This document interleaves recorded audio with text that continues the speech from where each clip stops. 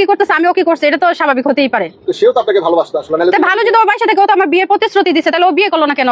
তো এই ভিডিওতে দেখা যাচ্ছে তো আপনিও তাকে কিস করছেন, সেও আপনাকে কিস করছে। ভালোবাসি দেখি তো, এটা তো হচ্ছে বিয়ের প্রলোভনা দেখাই তো। বরঞ্চ সে আমাকে এই কথা বলে না, বরঞ্চ সে কিস্তি থেকে বেশি টাকা নিছে আমার কাছ থেকে। আমার কিস্তি 50,000 টাকায় মাসে 5,500 টাকা আসে, ওখান থেকে সে আরো বেশি নিছে আমার কাছ থেকে। বলে বলে আমার বাসায় যেত, যাইয়া তারপরে আমার সাথে মিলামিশা করতো। কেউ রাজি হয় নাই, বলছে যে আমাকে বিয়ে করবে। সে আমার সবকিছু জানতো, সে যেহেতু আমাকে লোন দিছে, সে তো আমার ডিটেলস না জানিয়ে তো দিছে না, সে আমার সবকিছু জানিয়ে শুনেই তো দিছে। আসসালামু আলাইকুম ওয়া রাহমাতুল্লাহি ওয়া বারাকাতুহু। সম্মানিত দর্শক, ভিডিওটা যে যেখান থেকে প্লে করেছেন তাদেরকে অসংখ্য অসংখ্য ধন্যবাদ।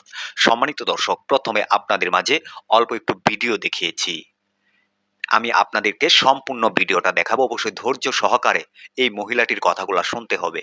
এই মহিলাটির সাথে কি ঘটে গিয়েছে সেই ভিডিওটা দেখানোর আগে আমি আপনাদের কাছে একটা জিনিস সতর্ক করে যাচ্ছি। যারা এনজিও থেকে টাকা এনেছেন বা কিস্তি চালাচ্ছেন, যাদের বাড়িতে এনজিও লোকজন এসে কিস্তি নেয়, তারা অবশ্যই সাবধান থাকবেন। কেননা এই মহিলাটার সাথে কি ঘটে গেল যা শুনলে আপনারা অবাক হবেন। মহিলাটার সাথে প্রেমের সম্পর্ক করে, শারীরিক সম্পর্ক করার পর মহিলাটাকে অনেকভাবে লোভ দেখিয়েছিল সেই কিস্তির অফিসার। লোভ দেখে তার সাথে অনেকবার শারীরিক সম্পর্ক করেছে। করার পরে সেই মহিলাটারে আর চিনেও না, সেই মহিলাটারে বলছিল বিয়ে করবে, সেই মহিলাকে সে আর বিয়েও করে না। সেখানে কি ঘটে গেছে মহিলাটির মুখ থেকে আমি আপনাদের কাছে সরাসরি শোনাচ্ছি।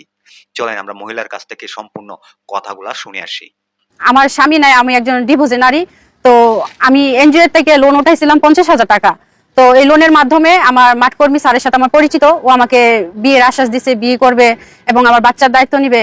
তো এরকম আশ্বাস দিয়ে সে আমার সাথে অনেক শারীরিক মিলামিশা করছে, আমি তাকে দিতে চাই নাই। তো বিভিন্ন রকমের ব্ল্যাকমেল আমার করছে সে, যে ভালোবাসলে অনেক কিছু দিতে হয়। তারপর আমি কি করবো, ভালোবাসা টানে দিলাম, তারে দেওয়ার পরে এখন সে অস্বীকার করে আমার বিয়ে করবো না। ওর বলছে বিয়ে করবো না কেন, আমার বাবা মা মাইনা নিবো না। আচ্ছা কেন মাইনা নিবো না? বলে যে আমি যেহেতু বিয়ে করি না, কিস্তি আনার কথা বলে বলে আমার বাসায় যেত, যাইয়া তারপরে আমার সাথে মিলামিশা করতো। হুট করে তার কেউ রাজি হয় নাই, বলছে যে আমাকে বিয়ে করবে। সে আমার সবকিছু জানতো, সে যেহেতু আমাকে লোন দিছে, সে তো আমার ডিটেলস না জানিয়ে তো দিছে না, সে আমার সবকিছু জানিয়ে শুনেই তো দিছে।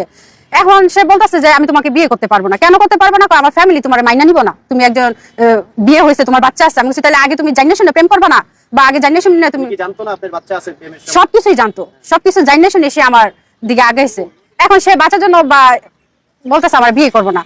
তারপর বলে যে আমি যে তোমাকে বিয়ে করবো, কি প্রমাণ আছে? আমি বলছি প্রমাণ তুমি আমার একাধিক ভাবে যেখানে যেখানে নিয়ে গেছো, কোথায় ঘুরতে নিয়ে গেছো, কোন জায়গায় ছিল, আমার বাসায় কয়বার আইছো না আছে, এটা তো সবকিছু প্রমাণ আছে। তো তুমি আমাকে বিয়ে করো। পরে তার ফ্যামিলি আসছে মোহনগঞ্জ, আইসা তারে নিয়ে গেছে রাত্রে 2টা বাজে অফিস থেকে ম্যানেজারে উনারে বুঝাই দিচ্ছে। পরে উনার ফ্যামিলি উনারে নিয়ে গেছে। নিয়ে যাওয়ার পরে আমি আবার ম্যানেজার স্যারের ফোন দিছি যে মশুরে কোথায়, বলে যে ওর বাবা মা এসে ওরে নিয়ে গেছে গা। তো নিয়ে গেছে গা, ভালো কথা। পরের দিন সকালবেলা ভোরে আমি ফুলবাড়িয়াতে যাই, মাইমাসিং ফুলবাড়িয়াতে যাই। যাওয়ার পরে ওর বোনজামাই আমারে ফোন দিছে। ওর বোনজামাই ফোন দিয়ে আমার কইতাছে যে মশুরে কোথায়? আচ্ছা মশুরে কোথায়? আপনারা এসে নিয়ে গেছেন, মশুরে তো আপনাদের কাছে আছে, আমার কাছে তো না।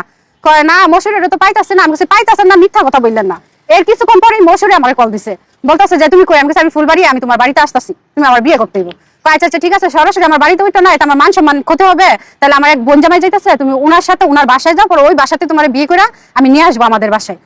তো ওর বোন জামাইয়ের সাথে ওই বাসায় গেছি। যাওয়ার পরে আমি আর আমার এক মামাতো ভাই ছিল জহিরুল ইসলাম, তো দুজনরে আটকেছি রুমের ভিতরে। আটকায়া আমাদের কাছ থেকে স্টাম্প নিছে, কইতাছে যে তুমি মশুরের যত ভিডিও ফুটেজ আছে, ছবি টবি সবকিছু ডিলিট করে দিবা, ওর সাথে কোনো যোগাযোগ করতে পারবা না। হ্যাঁ, আর যদি আমাদের বিরুদ্ধে যা যদি কথা বলো, তাহলে তোমাদেরকে মাদক দিয়ে ধরাই দিব 2 ভাই বোনের। তখন যেহেতু আমরা এক জায়গা থেকে আরেক জায়গায় গেছি, একটা ভয় তো আতঙ্ক থাকতেই পারে। তারপরে উনাদের প্রস্তাবে রাজি হইয়া স্টাম্পের সিগনেচার দিয়ে কোনো রকম ঘর থেকে বের হয়েছি। বের হওয়ার পরে সরাসরি নেত্রকোনা চলে আসি। নেত্রকোনা আইসা একজন উকিলের সাথে কথা বলছি, উকিলের পরামর্শ নিচ্ছি, উকিলের সব ডিটেলস দেখাইছি। পরে উকিলে বলছে যে একটা মামলা করো। তারপর আমি মামলা করছি। মামলা করার পরে যখন আদালতে মামলা দায়ের করা হয়, তখন ম্যাজিস্ট্রেটে যথেষ্ট পরিমাণ মানে দেখানো হয়েছে, তাদেরকে প্রমাণ দেখা। আপোষ বলতেই তো বিয়ে প্রলোভন দেখাই তো সে আমার সাথে করছে। এখন যেহেতু বিয়ে করতেছে না, তাহলে তো এটা একাধিকবার অনেকবার করছে। আমার বাসায় করছে অনেকবার, কিস্তি চলে আমার বাসায় গেছে। তারপরে মাইমাসিং তাজমহল রোড, ওখানে গাঙ্গিনাপাড় না কি জানি বলো, ওখানে হোটেল আছে, ওখানে নিয়ে গেছে 3-4 বার।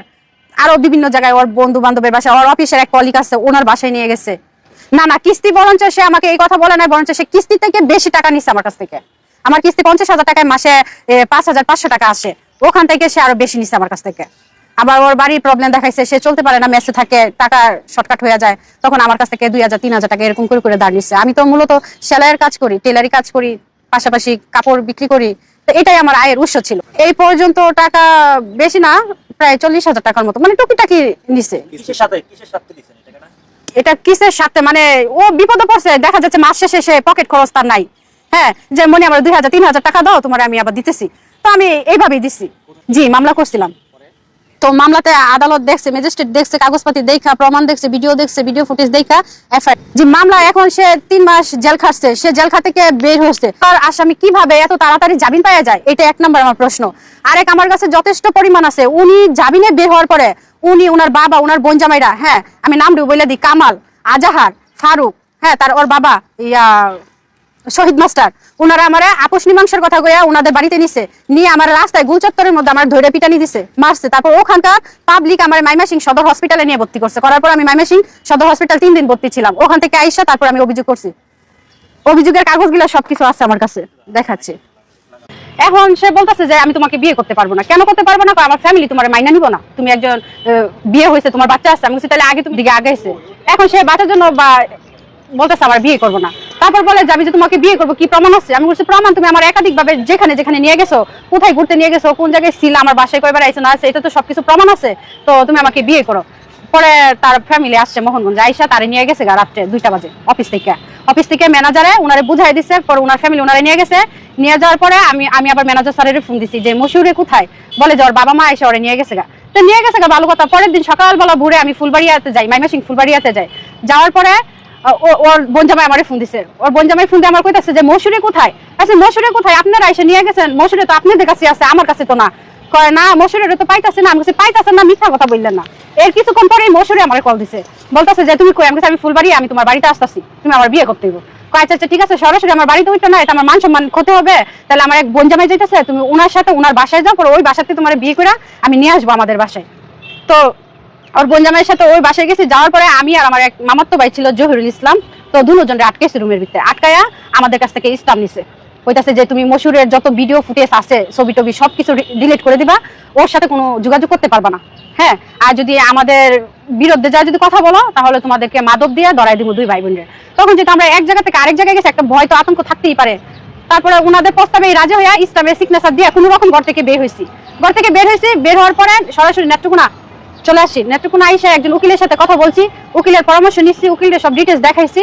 পরে উকিলে বলছে যে একটা মামলা করো। তারপর আমি মামলা করছি। মামলা করার পরে যখন আদালতে মামলা দায়ের করা হয়, তখন ম্যাজিস্ট্রেটে যথেষ্ট পরিমাণ মানে দেখানো হয়েছে, তাদেরকে প্রমাণ দেখানো হয়েছে। কতবার ধর্ষণ করছে আপনার বাসায় বা বাইরে মিলে? কতবার আপনি এটা আপোষ ধর্ষণ আপনাকে মনে হয়? আপোষ বলতেই তো বিয়ে প্রলোভন দেখাই তো সে আমার সাথে করছে। এখন যেহেতু বিয়ে করতেছে না, তাহলে তো এটা ধর্ষণের শিকারই আমি, তাই না? একাধিকবার, অনেকবার করছে। কোথায় কোথায় করছে? আমার বাসায় করছে অনেকবার, কিস্তি চলে আমার বাসায় গেছে।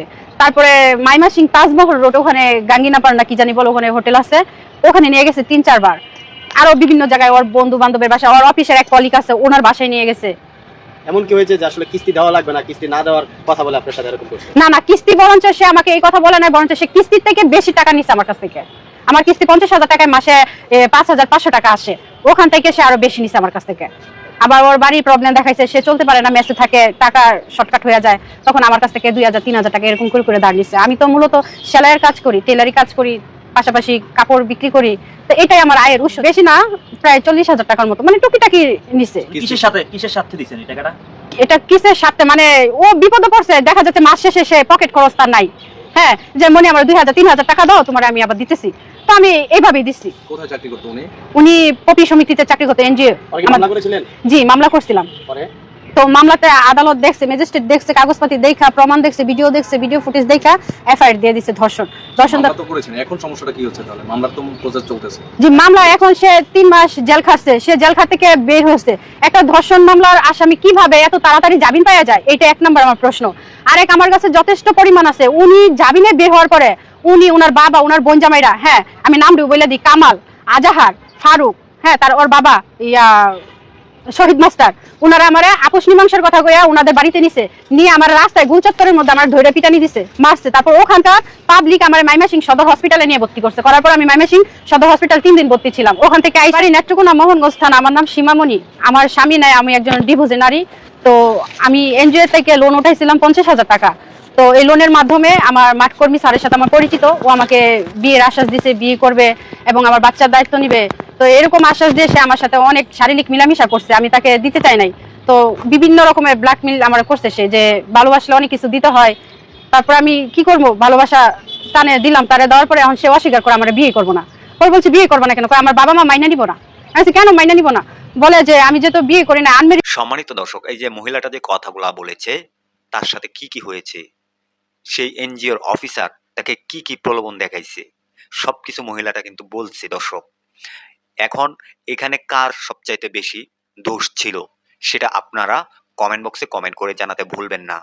অবশ্যই যারা কিস্তি থেকে টাকা উঠাইছেন, যাদের বাড়িতে এরকম অফিসার গিয়ে টাকা নিয়ে আসতেছে, প্রতি সপ্তাহে বা মাসে কিস্তি নিয়ে আসতেছে, অবশ্যই তারা এই ভিডিওটা দেখে সতর্ক থাকবেন। আর এই ভিডিওটা সর্বোচ্চ পরিমাণ শেয়ার করে সবাইকে দেখার সুযোগ করে দিবেন। সবাই ভালো থাকবেন, সুস্থ থাকবেন। পরবর্তী কোনো একটা আপডেট নিয়ে আমি আপনাদের মাঝে হাজির হব। আসসালামু আলাইকুম।